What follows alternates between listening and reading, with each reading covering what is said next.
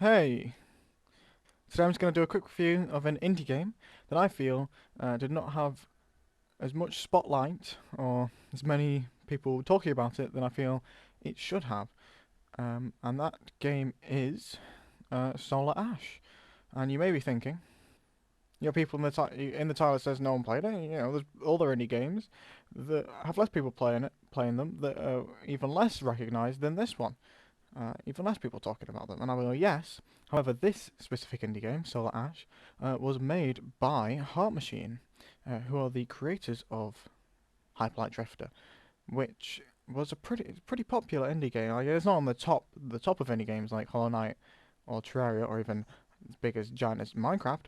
But Hyperlight Drifter did have multiple crossovers with other video games. I'm pretty sure it was in Prolout. I may be wrong about that, but stuff like that. And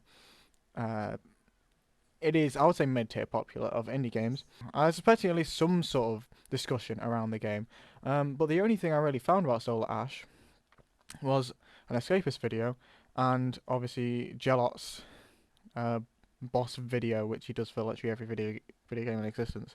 Obviously not, but he at least did a video on it. But the other reason that I did that title is because it's clickbait. Anyway, let's actually get into the game. Solar Ash is Heart Machine's second video game, and it is a 3D platformer, but is more exploration based, and it's more puzzle platforming based. Where the platforming is really fast paced. You skate around this massive open area, trying to look for 5 or 6. I guess they would be the equivalent of stars in Mario, but basically you stab these eyes, and then the boss appears. As you may have known, have you seen on my video? Have you seen on my channel? I don't really like platformers that much. My favorite platformer is Celeste. I feel like the only good or the best platformer, one that I actually thoroughly enjoy, and that's because it had really good movement. It also incorporated exploration in a really good way. I felt like it really fitted in well with the game, if that makes sense. I'm not good at writing that. And I feel Solar Ash does a very similar thing. The movement in this game is really fun because you're speeding around. You can dash really fast. So I'd say it's kind of similar to Sonic, obviously not exactly the same. And the exploration is really fun because obviously you have to go and find these 5 stars or eyes you have to stab, but also in each, there are hidden couple of collectibles, which when you get all of them, you get a new costume, which gives you an extra buff, different depending on the costume. So there's one that reduces the cooldown of the dash, one that increases currency or the amount of currency you get, etc. And the boss fights in this game are really good as well. They feel a lot like Shadow of the Colossus because there's these massive monsters that appear, and you skate along their back to hit them, which is kind of like Shadow of the Colossus mixed with Sonic. And I think that's just a really cool idea, just having Shadow of the Colossus, but instead of being slow and methodical and trying to climb up them, which is really fun, don't get me wrong, I love Shadow of the Colossus, you're instead going super fast, skating around them, trying to hit all these, I don't really know what they are, but you have to hit these things before then you can hit the eye. And that's great. Yeah, let's go a bit more back in detail on the actual exploration puzzle platforming. So, I feel like the ideas incorporated into the actual platforming go really well with the fast pace. You have grind rails from Sonic, which are really fun. The dash works really well, obviously. You have these things you have to hit, which then you have to go to a specific door to be able to do them, to be able to open them, which then it's like a timer, and you have to get across these puzzle platforming areas. You have obviously things you can grapple onto after the grind rails. I feel like it really develops these ideas really well. Like all platformers should. You should introduce an idea and then develop on it. And I feel Solar Ash does that really well and incorporates it well with the platforming type that it is. I'm obviously going to spoil all the gameplay ideas. Go and play them yourself. My favourite part of this game was probably trying to find these extra armor pieces. Because it's a lot of fun to just explore this massive area. Going so fast already is just fun, but I really like exploration. That's why I love Metroidvanias. And trying to find these armor pieces, it's just a lot of fun to do. Trying to look in every nook and cranny, because some of them are hidden pretty well. However, if you're going to play the game, don't listen to this bit, because this is really fun to figure out yourself. But something I figured out halfway through the game is that all these hidden collectibles are indicated in the environment where they are. So if there's like something, if there's like a branching path, one of the branching paths will have like this symbol on it, which is like a circle with another circle inside, and that means that there's a Void Runner stash or cache, I think that's what they're called, in that direction.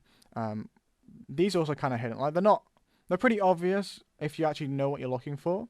But obviously, first time around, you'll just think nothing of it. It just looks like part of the environment. But this will really help in your discovery, and it does make the game a lot easier to find this stuff. But also, it's pretty fun in some of the later areas. Makes some of the later areas a lot more fun because they're a bit more separated. The world, like the final level, is a bit like there's lots of separate islands. So trying to like go around the whole thing and look for everything is a bit annoying. Like some of the earlier areas are all like interconnected, and it's pretty easy. It's to find these collectibles. I do feel like some of the puzzles sort of grind the pace to a halt a little bit, make it a lot slower. This game excels when you're going fast and when the puzzles are fast, and you have to zoom across these massive areas, and that's a lot of fun. But some of them are a bit slow, so I'd say, so it's kind of hit or miss on them. Like I was saying, there's more hit than miss, definitely. A lot of the puzzles are a lot of fun. Like I say, about 3 out of 10 of the puzzles are slow, and you know, slow isn't bad, but they're just not as good as the fast ones. However, one thing about this game that I dislike that's sort of incorporated into the platforming is the combat. So the combat is basically there's a lot of samey enemies, and you sort of just hit them like 5 times. Like it feels when combat is good and you're like going in the flow of the platforming and you just hit something a couple of times while just speeding past it. That's a lot of fun. But a lot of the times it just doesn't really fit well, I would say. That's just kind of a minor thing. Like a lot of the enemies are similar and whatever. And like you just hit them a bit and they might hit you. And it's like, I know that's what combat is, but it's not. You got the same attack string that you just have to hit them a couple of times and they die. So that's kind of annoying. Some of the enemies are also just like really annoying as well. So, oh well. Alright, and also the visual style is pretty samey. I'll say every world feels pretty similar because it's these like massive like blobs of like blue or different color, and then these islands that make up, and the blobs make them all the places feel very similar. There's some distinct areas, I would say, like there's one of the worlds with like acid, which is really annoying as well, like acid water, but you know it's visually different, and also the fire world. That's pretty cool. Like that does kill you instantly. The lava. And I think it's the last world, but it is definitely visually distinct. So there are some distinct things, but a lot of it feels the same. And then just back to that annoying world acid mechanic. It's kind of annoying that area is just so annoying, like the actual platforming, because that is the best boss. Like I'm not going to spoil it, but that boss is so good. It's very similar to a Shadow of the Colossus boss, um, and that's probably the best Shadow of the Colossus boss as well. And it's this game's best boss as well. Like it's just a lot of fun. And this leads on to the story, which also links to Shadow of the Colossus, because I feel the game tries too much to be like Shadow of the Colossus, with these massive monsters. Part of the way through the game, it tries to make you feel bad for killing them by basically saying, the main character basically says, you know, I kind of feel bad for killing these things, and it's like, wow, thanks for shoving it down my face. And then, basically the story is, I don't really understand. It's a bit confusing, but like. A group of people like void runners. There's this thing that you're going around, which is like some sort of awful event that's happened to them, and it's sort of like destroyed the worlds and lots of other worlds and the whatever. And you're just seeing people around them. It's like I'm trying to reset this area or turn back time or something. And then there's this like massive white woman who's trying to stop you from doing it. So it is kind of like.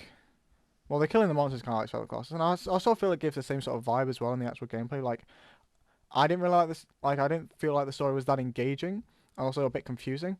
However, though, I did like the ending twist, and it does give you a choice at the end. I do think that's a good twist. Like, it doesn't. It kind of feels Shadow Colossus as well, the ending twist, but I feel like that part's actually is done well. Obviously, I'm not gonna spoil the ending twist, but play it for yourself because I do quite like it. Anyway, the game is also highly replayable, I would say, because it's just a lot of fun to play.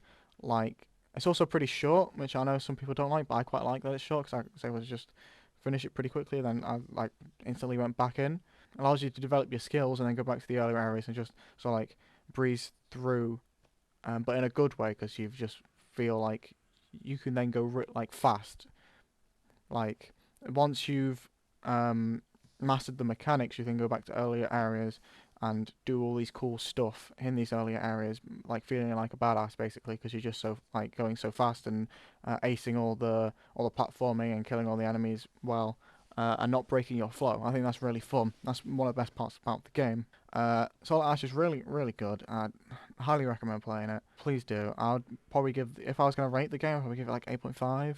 Like, because there are some problems with it. But yeah, thanks for watching. Hope you enjoyed. This was just a quick review I wanted to do. Thanks for watching. See ya.